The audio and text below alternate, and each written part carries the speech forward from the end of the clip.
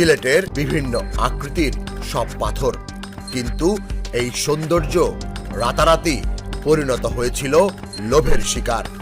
প্রায় 2 লাখ ঘনফুট সাদা পাথর, যার বাজার মূল্য 200 থেকে 250 কোটি টাকা, রীতিমতো অদৃশ্য হয়ে গেল সবার চোখের সামনে।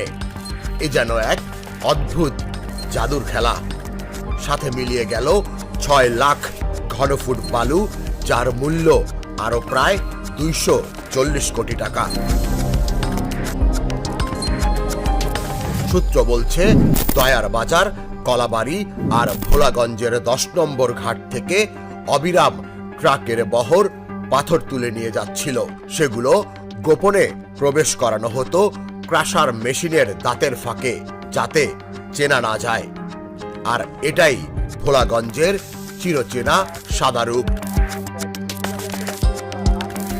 কিন্তু অপরাধীদের গোপন আঁতুড়ঘর খুঁজে পেতে শুরু হয় গোয়েন্দা অভিযান।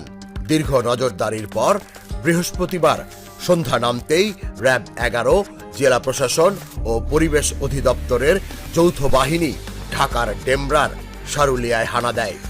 সারুলিয়ার সরু গলিতে শীতলক্ষার ধারে লুকিয়েছিল 7টি গদি, প্রত্যেকটিতে স্তূপ করে রাখা সেই লুটের পাথর। রাতভর অভিযান শেষে উদ্ধার করা হয় অন্তত 40,000 ঘনফুট আস্ত আর ভাঙা পাথর।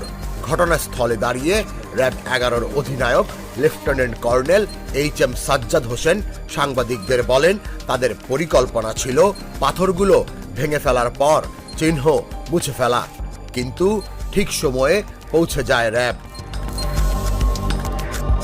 তবে চোরাচালানের এই রহস্য এখনো অমীমাংসিত। কে বা কারা এত বড় চক্র পরিচালনা করছে? কার নির্দেশে ভোলাগঞ্জের হৃদয় থেকে এই সম্পদ উধাও হলো?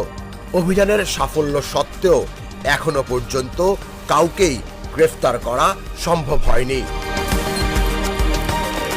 অন্ধকারে ঢাকা পড়ে আছে আসল মাস্টারমাইন্ডের নাম, কিন্তু শীতলক্ষার ধারে পাওয়া এই সাদা পাথর যেন বলে দিচ্ছে, খেলা এখনো শেষ